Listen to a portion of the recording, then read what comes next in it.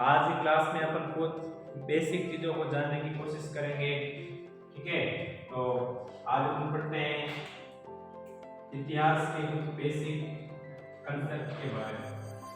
इतिहास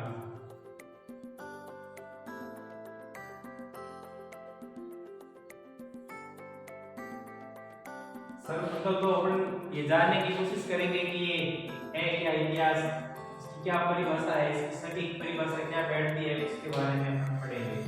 तो मोटे मोटे तौर पे देखा जाए तो इसकी एक परिभाषा अपने सामने जो निकल के आती है वो ये है कि प्राचीन काल की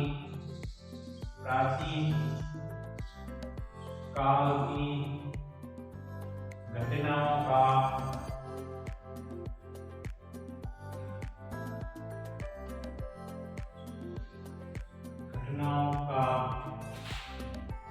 वर्तमान में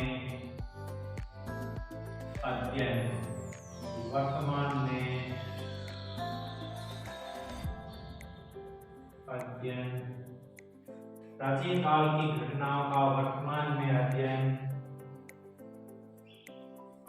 इतिहास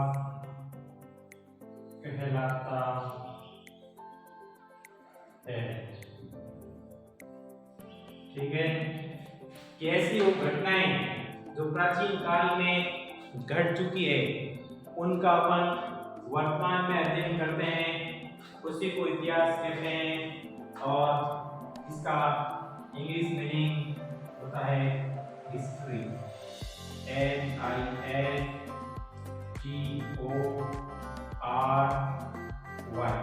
क्या होता है? हिस्ट्री। क्या होता है? हिस्ट्री, इतिहास। प्राचीन काल की घटनाओं का वर्तमान में अध्ययन इतिहास कहलाता है। HISTORY। इसको हिस्ट्री कहते हैं। क्या कहते हैं? हिस्ट्री। तो मतलब इस जो परिभाषा के भी कुछ कंसेप्ट है अपन उसको अभी पढ़ने की कोशिश करते हैं।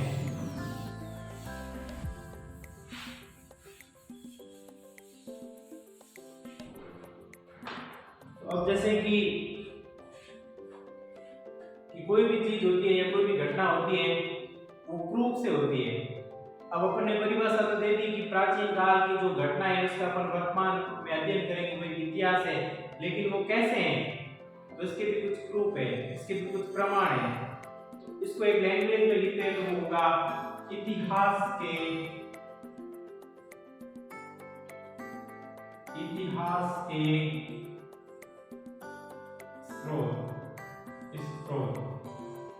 सोर्स क्या है। तो अपन हिस्ट्री की अगर सोर्स की बात करें तो हिस्ट्री के दो सोर्स मुख्य रूप से निकल के आते हैं। कितने? दो। तो पहला कौन सा है? पुरातात्विक। कौन सा है? पुरातात्विक। और दूसरा कौन सा है? साहित्यिक। कौन सा है? साहित्यिक। तो इसमें पुरातात्विक में क्या आएगा? पुरातात्विक क्या है, साहित्यिक क्या है, इसके बारे में पढ़ते हैं और अपन इनसे इतिहास करते हैं कैसे करते हैं वो समझने का प्रयास करते हैं। जैसे पुरातात्विक।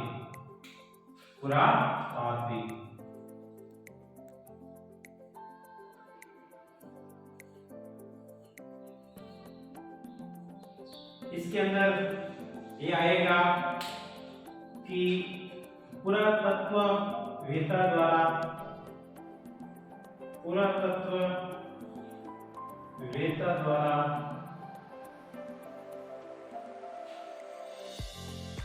इनको उत्खनन करके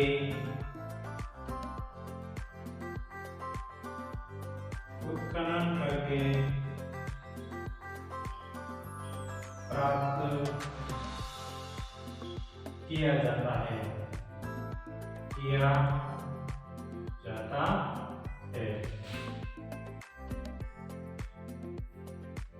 ठीक है। अब जैसे इसमें आप देख लो, इसमें सबसे इम्पोर्टेंट होता है इसमें होता है अभिलेख। क्या होता है? अभिलेख। जैसे सिक्के, क्या है? सिक्के। मुद्राएं, मुद्रा है, या कोई भवन है, या कोई स्मारक है, या कोई स्मारक है। तो कहने का तात्पर्य है कि पुरातात्विक चीजें, कि पुरातत्व वेदा द्वारा इनको उत्खनन करके प्राप्त किया जाता है।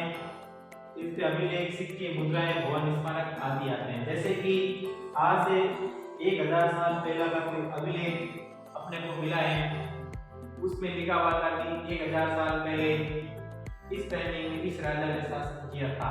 तो वो अभिलेख सबसे जो ऑथेंटिक सोर्स माना जाता है। तो अपन अभिलेख का अध्ययन करके उसकी हिस्ट्री जानने की कोशिश करते हैं।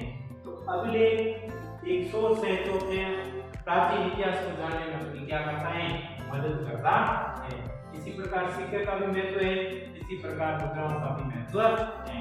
अपन ने जो परिभाषा दी थी ना कि प्राचीन की घटनाओं का वर्तमान में अध्ययन, तो प्राचीन काल की कोई घटना है इसका अपन वर्तमान में अध्ययन करेंगे प्रूफ के साथ। तो अभिलेख, सिक्के, मुद्राएं ये अपने प्रूफ हैं जो हजारों साल पहले के हैं, अभी उत्खनन करके अपने को प्राप्त हुए हैं। ठीक है, ओके।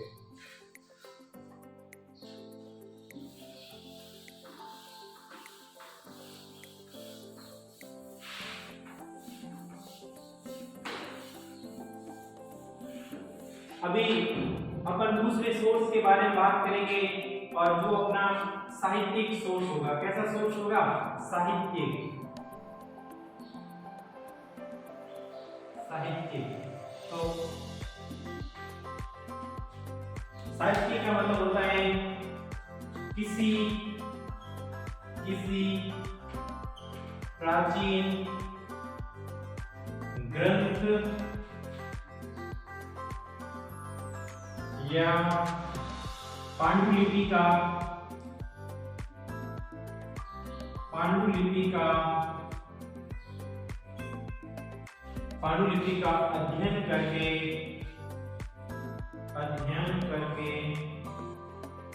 अध्ययन करके हम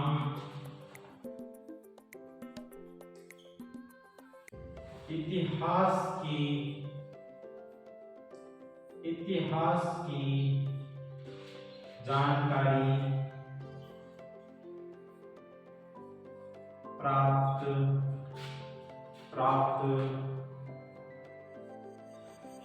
कर सकते हैं।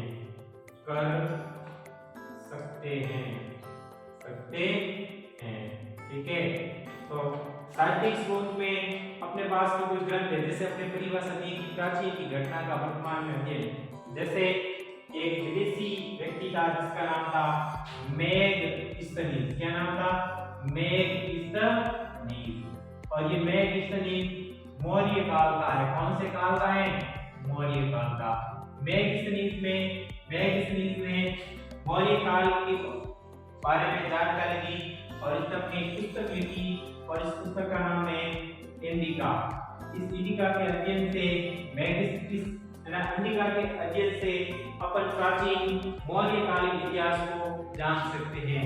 अपने परिभाषा दी कि प्राचीन की घटना का वर्तमान में अध्ययन। प्राचीन की घटना, मौर्य काल प्राचीन काल की घटना है, और प्राचीन काल की घटना जैसे इंडिका उस समय लिखी गई। आज के दौर में अपन इंडिका का अध्ययन करते हैं, इंडिका की किसी कॉपी का अध्ययन करते हैं, तो अपने सामने जानकारी ये आती है कि उस दौर में, अब जैसे कि 322 से 184 ईसा पूर्व के समय में एक मौर्य काल था, इसकी जानकारी यह है। तो ये जानकारी अपने को किस माध्यम से हो रही है? किसी ग्रंथ के माध्यम से हो रही है। इसी को क्या कहते हैं? साहित्यिक स्रोत।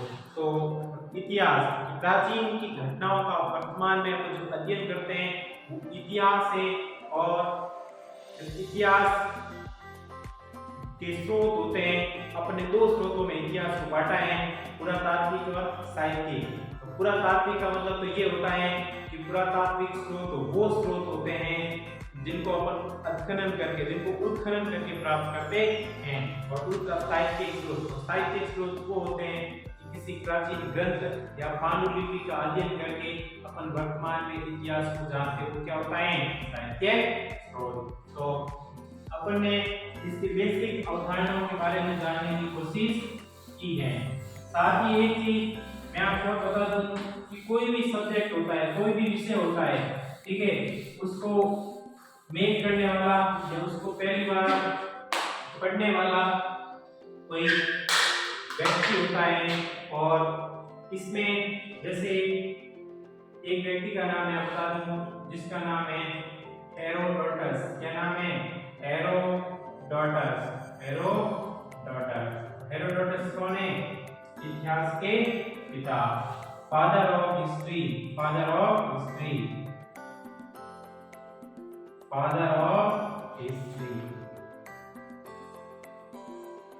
इतिहास के पिता।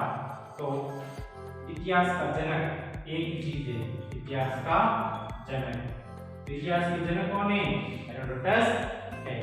ठीक है, और अपन नेक्स्ट इसके बारे में विस्तार से और आगे क्लास में अध्ययन करेंगे।